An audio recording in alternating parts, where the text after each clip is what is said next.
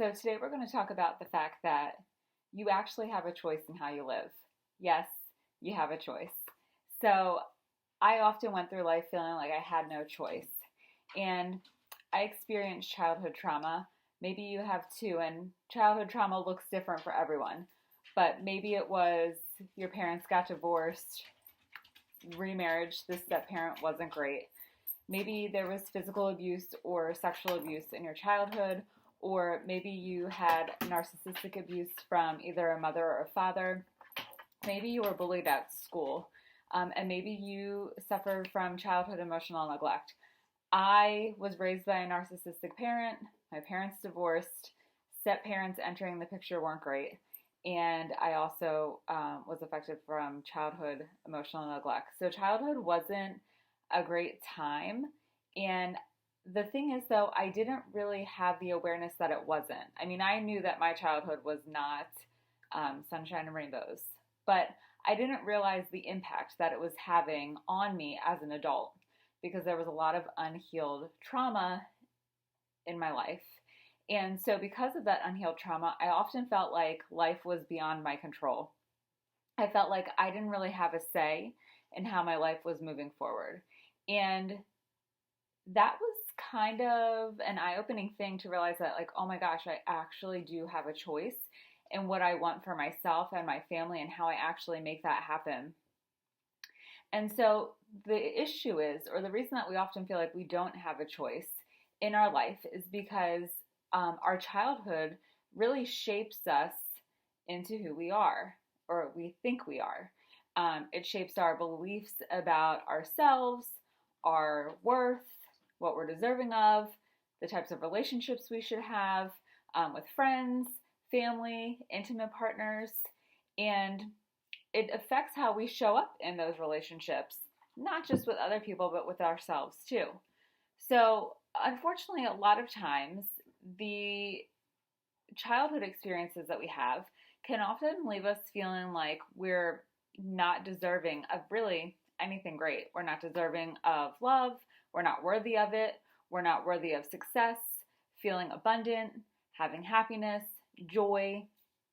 And so, because we have these beliefs that we're undeserving and we're unworthy, we often run unserving patterns. And these unserving patterns perpetuate the way that we think and the way that we feel and what we believe, not only about ourselves, but about the way that life is and the way that life could be or should be. And so, a good example of this is that I often was made to believe that I should not and could not decide things for myself. So, I can remember lots of times growing up, I wanted to dance, take dance class, and that wasn't a real sport. I wanted to do horseback riding, but that was dangerous because at the time, Christopher Reeves, who was the actor who played Superman, was injured in a horseback riding accident and became paralyzed from the neck down. So that was out of the question. So that was dangerous. I couldn't do that. Silly for me to even think that that would be a good idea. I also wanted to do gymnastics, but that was also dangerous. And so I often was not able to do the things that I wanted to do. And so that often made me feel like I couldn't decide or make decisions for myself because when I would try, the decisions weren't good ideas. They were wrong. There were other things that should be done. There are better ways to do things. And I just didn't have the ability to be able to make decisions for myself. So that really showed up in my life over and over and over and over again with clothing choices that I wanted to wear, how I wanted to style my hair. I mean, those are just small examples, but when you're a child and you're growing up and you're trying to step into your own and really figure out who you are as a person and do things to shape your identity, to have them constantly squashed or to be told that they're not right, really can do a damper on you. And it really can make you question and second guess everything about yourself, about life, and it makes you feel like you're not capable, and so therefore you shouldn't be doing it. You shouldn't be making decisions. You should wait for other people to make decisions for you. You need to get permission from other people to do the things that you want to do, or to make sure that those things are okay for you to do. And so this is, childhood, 12 and younger, with, being told that what I wanted to do was not right, and even with school projects. So oftentimes I'd have a big school project, and I'd have this vision in my mind of how I wanted to do the project, and that wasn't a good idea. That wasn't how we were going to do it. That's not how it was going to be done. There was a better way to do it. And so the example that pops into my mind just now as I'm talking is in third grade, we were learning about colonial America, and we had to make a project, a 3D project of a log cabin. And so I wanted to get Tinker Toys. Not Tinker Toys, the log cabin toys that you use, Lincoln Logs. I wanted to get Lincoln Logs, and I was told, we're not getting Lincoln Logs. That's the easy way. That's not even going to look real. So my parent went out into the woods next to my grandmother's house, got actual sticks, sawed them, scraped them on the sidewalk, and we glued those sticks together with Elmer's glue. Now, let me tell you, the project looked amazing, but it wasn't my work. It wasn't my idea. It wasn't my thought. I got to help, but I didn't get to do it by myself, which is what I wanted to do. And so, again, it was this belief like, oh, I don't know what I'm doing. And so fast forward to my teen years, and then I was in this abusive relationship with my high school boyfriend. And same thing. It was like, no, we're not doing that. No, we're not going there. No, you're not wearing that. You're not wearing those clothes unless I'm with you. You're not wearing makeup unless I'm with you. You're not wearing your hair like that unless I'm with you. You're not getting a job there because other guys work there. You're not swimming on swim team anymore in high school because boys are on swim team and I don't want anyone seeing you in a bathing suit. Tennis, you wear a skirt and I don't want anyone looking at you in a skirt. So again, it was a similar context in that I wanted to do things. I had thoughts, I had opinions, and they were torn down time and time and time again. And I was always made to believe that I was wrong. And that even went with suspecting that he was cheating on me. I knew in my heart, my gut said he's cheating on me. And so when I confronted him about it, I was told that I was wrong and that I was imagining things. And years later, I found a notebook with the names written down of the girls that I suspected, and lo and behold, I was right. So when we're told, being told that I wasn't able to make decisions for myself and the things that I wanted to do, the things that I thought were wrong, I started to believe that. I stopped trusting myself. I stopped listening to my intuition. I stopped trusting that gut feeling that I got, and I looked for other people. I looked for outside sources to tell me the answer, to tell me what to do, to tell me what to think.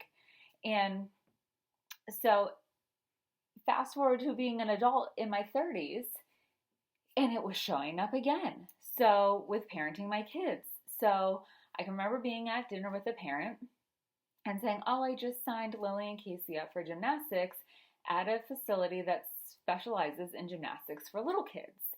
So not competitive gymnastics, but basically like intro gymnastics, so they can be familiar with the different gymnastics equipment, but it's done in, like I'll say, fun. And I don't mean competitive gymnastics isn't fun, but in more of an exploratory setting. So they sing songs and they learn how to do movements to the songs, and they use the gymnastics equipment in the process. And that I also signed up my daughters for dance class. And so the response that I got was, well, I'd really like to see them do real sports like, soccer or tennis or t-ball. Not, oh my gosh, that's great. I hope they have fun. I hope they learn something new, or that's great that they want to try those things and they have the opportunity to do so. So my past brain, all those past experiences, I was suddenly triggered like, oh my gosh, I didn't ask first if I should sign them up for dance and gymnastics. I just did that. I didn't check with anyone to make sure that was a good idea and to make sure the decision was a sound decision. And all the feels started to come back about second guessing myself and being filled with self-doubt and self-judgment and self-criticism. And then it dawned on me that I was doing a good job and I was able to make decisions for myself, and that allowing the reactions and responses of other people to the choices and the decisions that I make takes that power away from me and it gives them the power. It perpetuates that story, that cycle of me feeling like I'm not able to make decisions. When in fact I am able to make decisions. I made the decision to leave the abusive relationship. I basically started life all over, but I did it and I survived, and here I am. You know, as a parent, I make decisions for my kids all the time. They're healthy, they're thriving, they're growing. And I have animals that I keep alive. I have a relationship with my husband that is 17 years in the making. So I am able to make decisions. I don't always make the best decisions, but that's life. Who does? If we don't give ourselves the chance to explore and make decisions, we're never going to learn from the mistakes that we make, or we're never going to learn if the decisions that we make are good, bad, or indifferent, or get the experience from them. So I had to let go of this notion of not being able to make decisions for myself or for my kids or for my family or for my animals, or for my business or for just my life in general, because I am able to make decisions. And the realization I had to make is that not everybody is going to like the decisions that I make, and that's okay. And I think that was really the hardest part for me the whole time, is having to understand that not everybody is going to like the decisions that I make.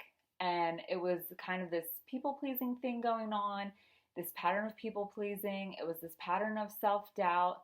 And people pleasing is exhausting. And so the thing was, I was never going to be able to make everyone happy.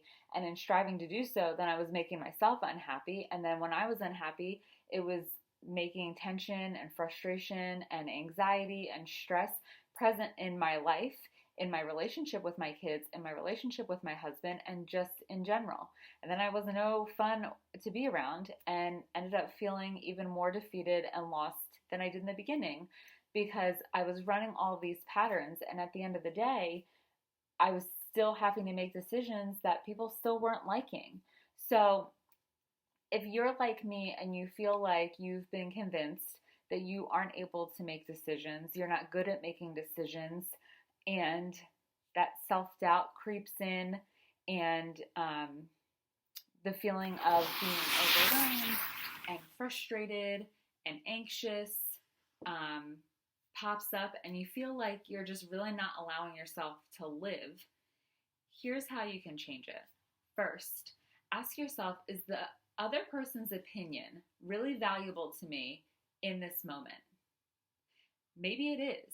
And if that's the case, then you can take their opinion for what it's worth. If it's not, the answer is no, because maybe they're not paying for the activities for your kids. Maybe they're not paying for your mortgage. They're not giving you your paycheck. Then it's not their business.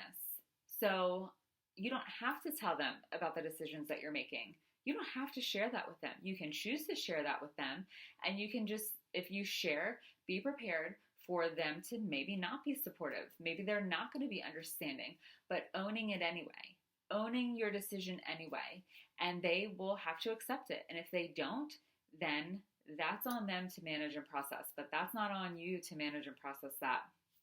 The other thing too is that oftentimes it's a story we tell ourselves. So I was telling myself the story that I'm not capable of making decisions, and when I do, people are disappointed in me, and I'm a failure, and I really should be asking people for their opinions. I should be really waiting for someone to make the decision for me. And because when I did those things, then I was a disappointment. And I didn't want to be a disappointment to my family, my extended family, to my immediate family, to myself.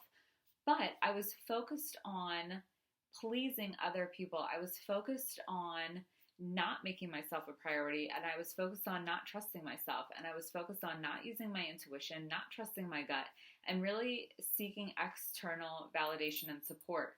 And so what I had to do was debunk that story and say, is it 100% true that I am not capable of making decisions for myself? Nope, not 100% true. So that tells me there is some truth. I am able to make decisions. Like I said, might not always make the right decision. I might not always make the best decision, but I am able to make decisions. So I needed to work on creating a new belief in myself that I can make decisions. I am capable. I am strong. And if I make a decision and it turns out not to be the right decision, I know how to overcome that. I know how to take the information I've gained from that decision, use it to make decisions in the future. And then the third thing is that I realized that I can't control other people. I can only control myself. So I can't control how someone else is going to react to my decision. I can control how I react to my decision. So if I know that I can lay my head on my pillow at night, knowing that the decision I made in that moment for me, for my kids, for my husband, for my household, my animals, then, and I am comfortable with that decision, I feel empowered by that decision, I feel confident in that decision, regardless of the outcome, that is all that I can control. I can only control how I feel about my decisions. I can only control what I do. I can only control what I think, and I can only control what I say. I cannot do that for anyone else. I can influence them. So I can say to myself, well, this is the decision I've made, and this is the outcome that I've gotten or that I'm hoping to get. And it might not be what other people agree with or think I should do, but they'll see that I'm doing okay. I'm coming out on top. I'm learning from the decisions that I make, and I'm actually capable. And I don't need them to make the decision for me. They'll either recognize that and say, oh, she's good. We'll wait for her to ask us for our opinion, or they'll continue giving their opinion unsolicited. And you can just say, thank you so much, and let it go and move forward in the direction that you intend to move forward, because that's really all that you can control. So those are 3 ways that you can take control back of your life, because you really do have a choice in how you live, regardless of how other people make you feel. So thanks so much for tuning in. Don't forget to hit the subscribe button and be sure to follow.